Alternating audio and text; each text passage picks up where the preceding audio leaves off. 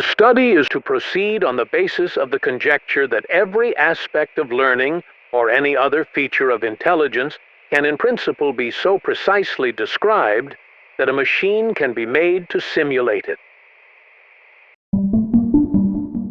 These words were used in 1955 by computer scientist John McCarthy in a proposal for what would become the Dartmouth Summer Research Project on Artificial Intelligence.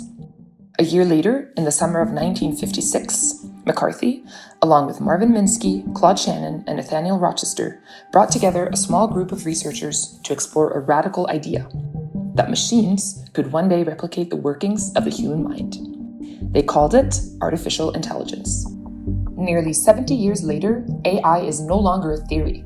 It has become an integral part of our daily lives. It's shaping how we live, how we work, and how we interact. It's quietly entering the spaces closest to us: our offices, our homes, and even the roads that connect them.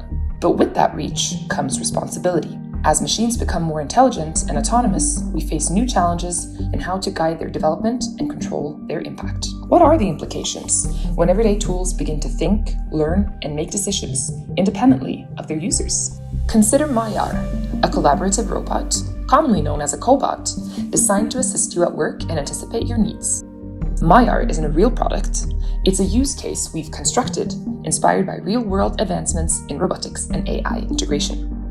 With built-in general-purpose AI models, Maiar schedules meetings, helps you organize your desk, and even brings you coffee.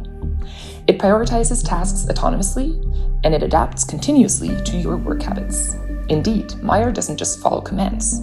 It learns from its environment, responds to behavioral cues, and reconfigures its actions accordingly. It's efficient, tireless, and constantly evolving. Yet this capacity for adaptation raises pressing concerns. How do you regulate something that never stays the same? Can traditional certification processes account for machines that rewrite their own behavior over time? By following Maiar into the heart of these regulatory challenges, we explore how current legal frameworks attempt to manage risk, ensure accountability, and define control, when the technology itself won't stand still.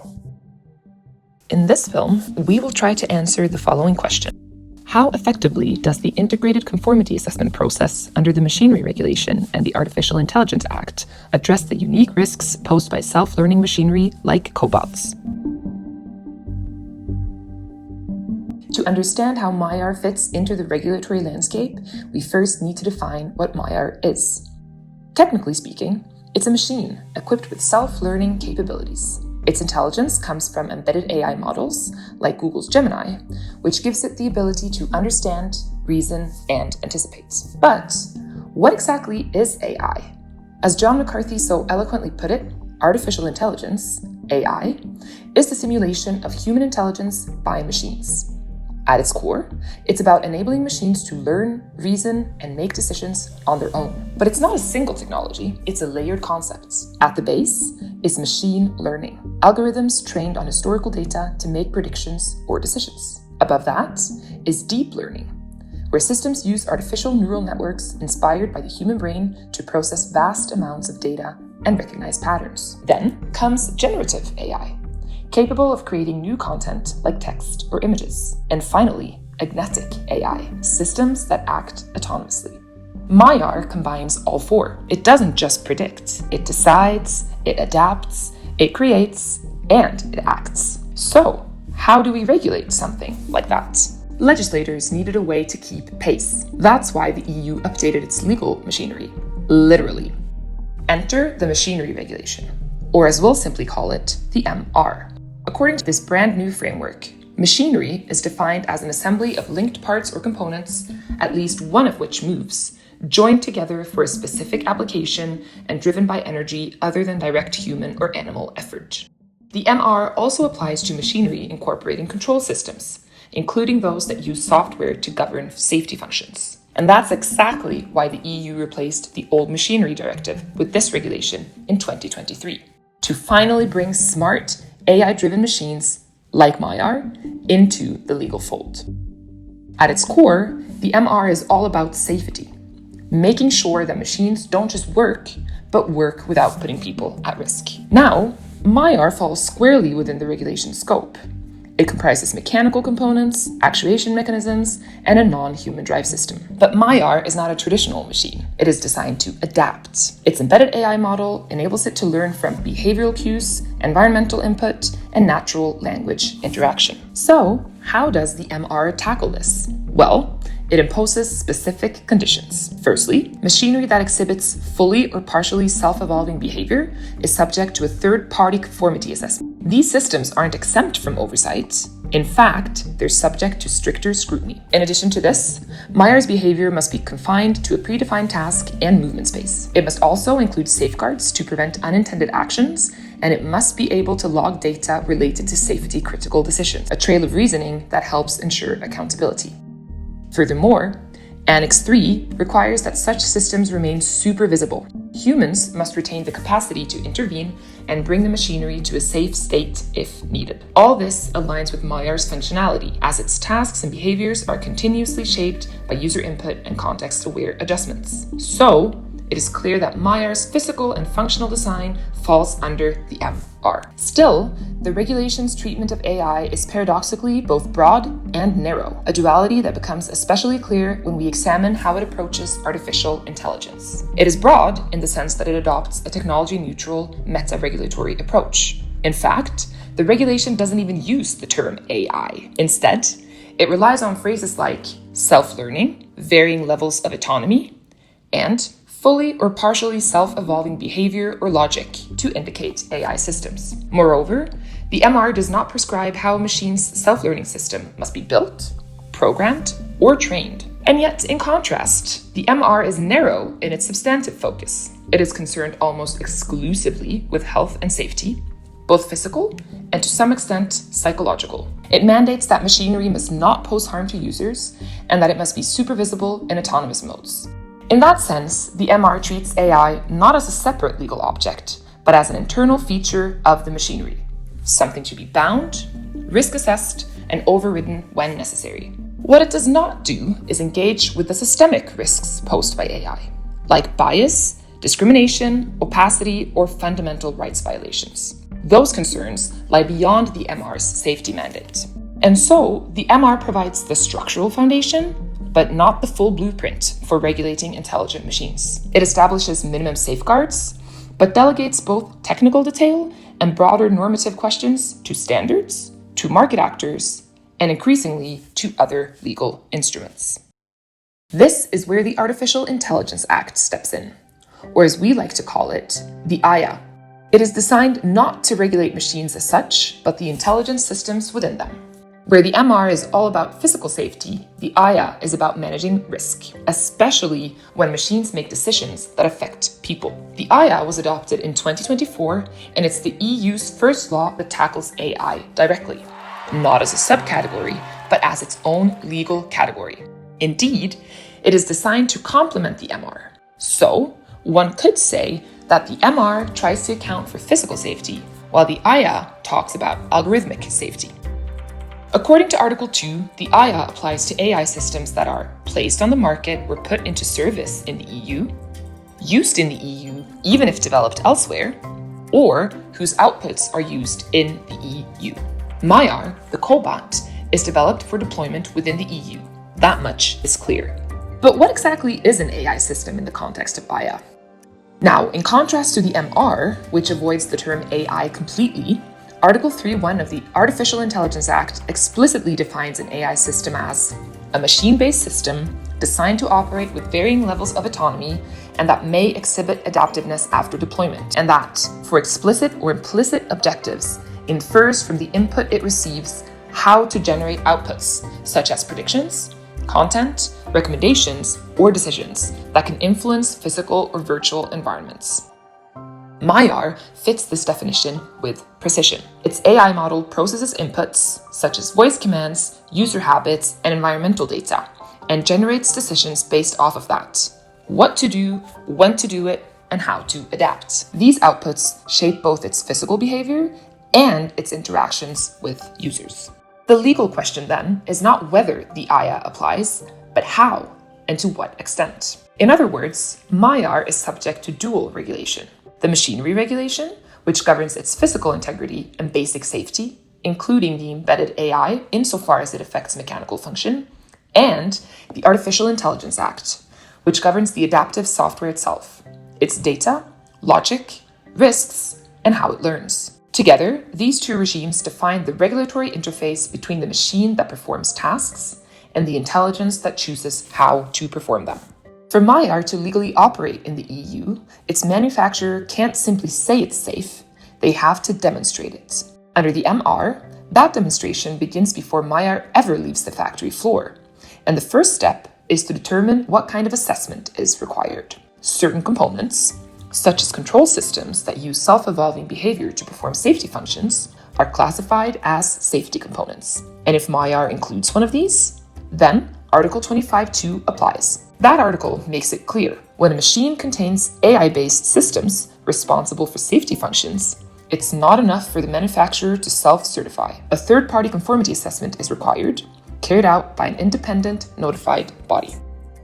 Once the appropriate path to conformity is identified, the next step is to conduct a comprehensive risk assessment. According to Annex 3, this assessment must cover all foreseeable hazards over the machine's entire life cycle, including physical risks from moving parts, psychological stress on users, and new risks emerging from MyR's self-learning behavior and varying levels of autonomy. If a risk can't be eliminated, it must be reduced as far as possible, and it must be documented. Once risks are identified, the design must reflect solutions. For MyR, that could include limiting its range of motion or workspace, building in fail-safe shutdown mechanisms, implementing solutions for tracing and logging of incidents affecting the machinery's safety profile, ensuring human supervision is always possible, even in autonomous mode, as well as using rounded edges and soft materials to reduce physical harm from contact. Since MyR uses self-evolving behavior as defined in Annex 3, the manufacturer must ensure it never exceeds its intended task and movement space. Then, under Article 11, the manufacturer must prepare detailed technical documentation that supports every design and safety decision. This includes system diagrams, software architecture, data on safety-related decisions, which is especially important for adaptive systems, and the results of the risk assessment itself. This file must be available to national market surveillance authorities for at least 10 years after the product is placed on the market. Once the design has been finalized and assessed by a notified body, the manufacturer must issue a declaration of conformity. This legal document affirms that MyR complies with all applicable safety requirements under the MR, and so it becomes the formal basis for placing the machine on the market. Because without this declaration, there is no CE mark and no legal market access. Only once all risks have been assessed, safety mechanisms validated, and documentation prepared, can MyR wear the CE mark. It's more than a symbol. It's a legal passport into the EU market. But compliance isn't just a checklist, it's a challenge. For MyR, one of the biggest hurdles is predictability. Because it learns, its future behavior can't be fully known at the time of certification. That puts pressure on the risk assessment process to account for what MyR might do, not just what it does today. Another challenge? Supervision. Human operators must always be able to intervene. But what does supervisable mean when MyR makes dozens of micro-adjustments per second, driven by deep neural networks? And finally, record-keeping. Systems with self-evolving behavior must be able to record data on safety-related decision-making. For MyR, that means maintaining logs of why it chose to act a certain way, an accountability layer that's easy to demand, but technically complex to implement. The machinery regulation is clear. It doesn't forbid intelligence in machines, but it insists that such intelligence remains bounded, observable, and safe. MyR can think for itself, but not without limits. Still, those limits don't exist in isolation. They form part of a broader legal framework, a framework built to handle the unique risks of learning, adapting machines. This brings us back to the Artificial Intelligence Act. Now, to ensure MyR's compliance under the IA, the first step is to determine its classification. The IA separates between 4 categories of AI systems: prohibited, high risk, limited risk, and minimal or no risk systems. Under Article 6.1 of the IA, AI systems are classified as high risk when they are safety components of products covered by EU harmonization legislation, and that product requires third-party conformity assessment, as is the case for MyR under Article 25.2 of the Machinery Regulation. Since Maillar's AI system governs how the cobot navigates shared workspaces, responds to humans, and handles potentially hazardous objects, it's considered a safety component, as clarified in Recital 61 of the AYA. In other words, both criteria are fulfilled. That means that Maillar's intelligence is subject to a separate, but equally binding, set of legal requirements set out in Chapter 3 of AYA. But here's a key point. The AYA doesn't require a separate certification process. This brings us to the Integrated Conformity Assessment.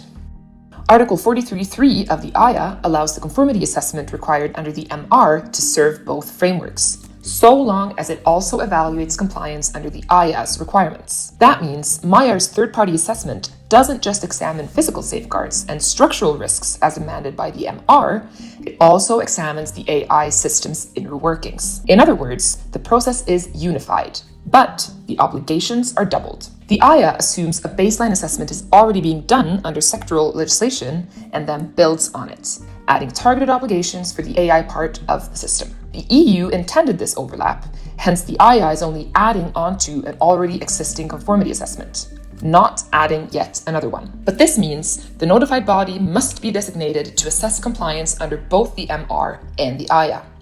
And the manufacturer, that is, the person or company responsible for designing and placing Maillar on the market, must show that Maillar's AI system meets the full set of high-risk requirements under Chapter 3 of the AYA, just as it does for physical safety under the MR. But what do these requirements entail then? Unlike the MR, which focuses primarily on pre-market conformity, the AYA brings compliance into the full life cycle of the system. How, you might ask? Well, the provider, that is, the entity that develops the AI system or places it on the market under its name, must meet the obligations set out in Chapter 3 of the AYA.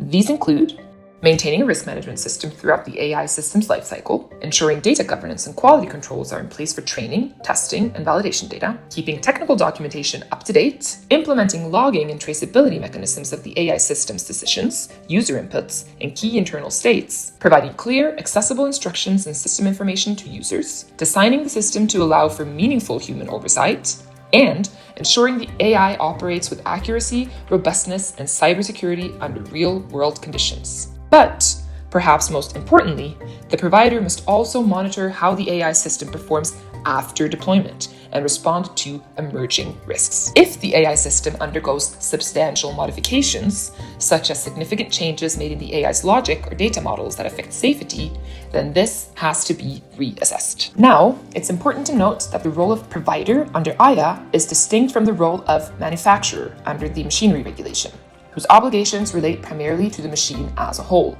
In many cases, the same company may act as both provider and manufacturer, developing the mechanical parts of the cobot as well as its AI. But the responsibilities are legally separate, and the AYA imposes obligations that continue well beyond the point of market entry. For Maillar, where the AI is embedded as a safety component, the manufacturer typically manages the overall conformity assessment, covering both MR safety and AYA requirements via a single third-party process. However, if a separate provider supplies the AI, let's say Google, then Google retains AYA obligations for its development and monitoring, coordinating with the manufacturer. Sounds a little complicated, doesn't it? Well, it's about to get even more complicated. You see, in the middle of all this, the notified body, that is, the independent third party tasked with assessing Maillar's compliance, has its own set of obligations under the AYA. According to Annex 7, the notified body must examine the system's technical documentation.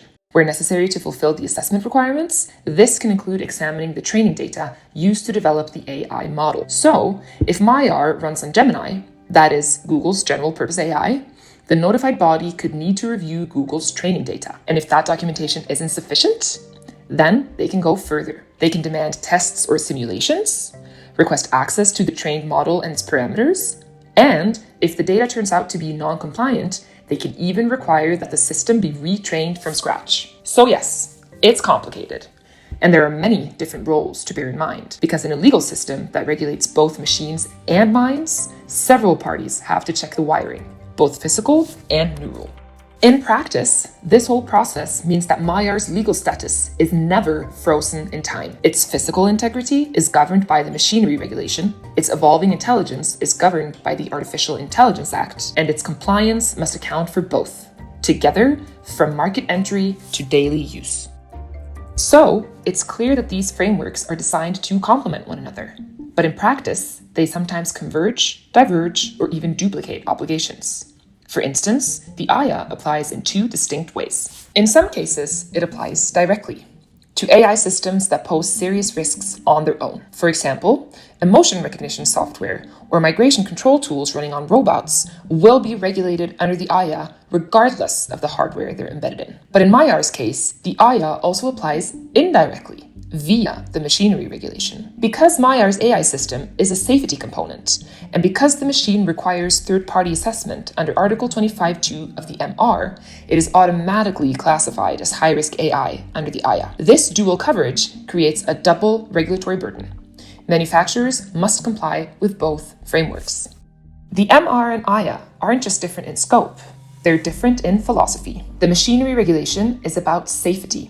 Its job is to ensure that machines, intelligent or not, operate without harming people or property. The AYA goes further. It protects fundamental rights, such as privacy, non-discrimination, and human dignity. It applies not just to the physical effects of a machine, but to its social and ethical impact. So, while the MR ensures that Mayar doesn't knock over a cup of coffee, the AYA ensures it doesn't make biased decisions, misuse personal data, or operate without accountability. Then there's the challenge of human oversight. Both the MR and AYA demand human control over intelligent systems, but they go about it differently. The MR requires supervision for autonomous machines. A human must always be able to intervene, especially if the system exhibits self-evolving behavior. But the MR doesn't explain how the supervision should work. It leaves those details to user manuals and standards. In contrast, the AYA sets a much clearer standard.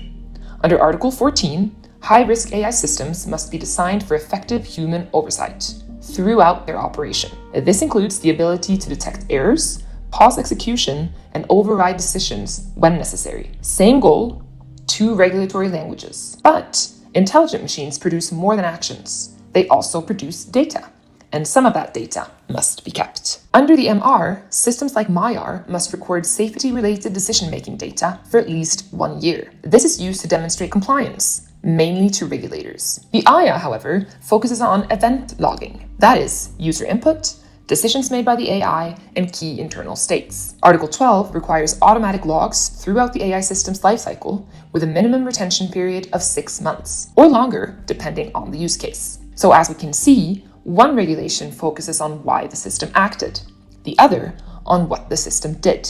And then there's the General Data Protection Regulation.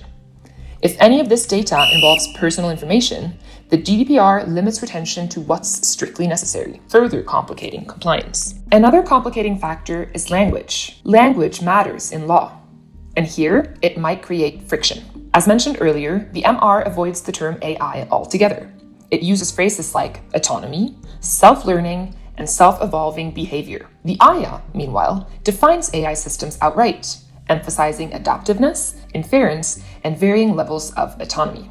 Another term that illustrates a disconnect is substantial modification. Under the MR, it refers to any post-market change, digital or physical, that affects safety. But crucially, Recital 26 clarifies that such a change must be triggered by a person. The AYA uses the same term, but doesn't specify whether a person must cause the change. Instead, a substantial modification is simply an unforeseen change that affects compliance. So, how do we interpret the same term when it's defined differently by two coordinated regulations, each with its own logic and consequences? Must the change be human-initiated under the AI too, or not?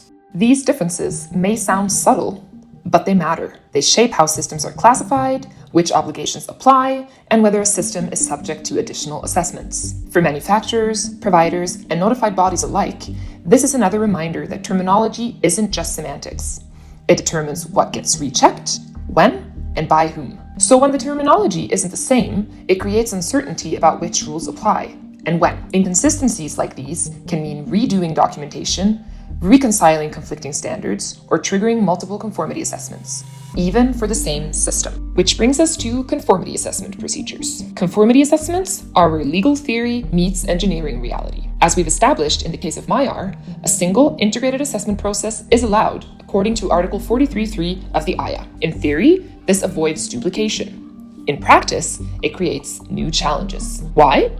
Because most notified bodies were designated under the MR for machinery. They're used to evaluating physical components, design tolerances, and mechanical risks. But assessing AI? That requires different expertise entirely. To many, it's a black box. In short, it involves understanding how training data was curated, auditing algorithmic decision pathways, and verifying whether human oversight is effective, not just in concept, but in practice. Some notified bodies may need additional designation to carry out assessments under both regimes. Others may have to partner across institutional lines, splitting the evaluation of a single system into parallel processes. And for the manufacturer, that means longer timelines, a heightened risk of inconsistent feedback, and more complex documentation requirements. So, the rules allow a single conformity assessment, but the standards come from two different worlds. For MAIAR to be certified, the notified body must speak both languages, the language of mechanical safety and the language of algorithmic accountability. And increasingly, manufacturers and regulators must learn to do the same. As mentioned at the outset, the MR's technology-neutral approach was designed to foster flexibility and innovation. It follows the same logic as the machinery directive before it, setting out high-level safety goals while leaving the technical details to harmonized standards developed by European standardization bodies. This model worked well for traditional machines, like presses, drills, and conveyor belts. But for intelligent, self-learning systems, the ground is less stable. Many of the relevant standards for risk assessment or robot safety were written before machine learning entered the factory floor. They simply don't account for systems that change themselves after certification. In the absence of updated standards, the burden shifts. Notified bodies must interpret what counts as safe for AI-enabled machines. Manufacturers must fill in the gaps themselves, relying on internal testing, legal guesswork, or commercial pressure as they try to justify safety without clear benchmarks. And in that vacuum, power flows towards those best positioned to influence standards, the largest market actors. Companies like Meta, Google, or Siemens can afford to send delegates to standardization committees, lobby for definitions, and shape the norms others must follow. Meanwhile, smaller companies, like startups and niche manufacturers, often lack the resources or access to shape those decisions. Their voices are drowned out in the machinery of harmonization. It shifts real decision-making power from regulators to standardization bodies and private actors. So while the law stays general, the specifics of what's compliant are often decided elsewhere by committees, engineers, and companies rather than legislators. As indicated earlier, even when the regulations align in principle, they can diverge in practice. The MR requires supervision, but is silent on when, how, or by whom. The IA defines oversight, but may not account for the realities of robotic environments. Both regulations require data logging, but for different purposes, in different formats, for different lengths of time. And if that data includes personal information, then the GDPR steps in, with its own set of limits, rights, and restrictions. So, it's a moving puzzle, one where manufacturers must constantly navigate overlapping frameworks, evolving standards, and competing legal expectations. So yes, MAIAR is friendly, helpful, maybe even charming. But behind the scenes, there's a tight web of legal obligations holding it all together, keeping it safe, accountable, and in line with the rules we've built for this new generation of learning machines. Because when your robot can learn and evolve, the law must be flexible enough to account for it. The Machinery Regulation and the Artificial Intelligence Act offer a framework, but not final answers. They mark the beginning of a longer legal conversation, one that must keep pace with the technology itself. Because intelligence, once placed inside a machine, doesn't stay still, and neither can the regulations.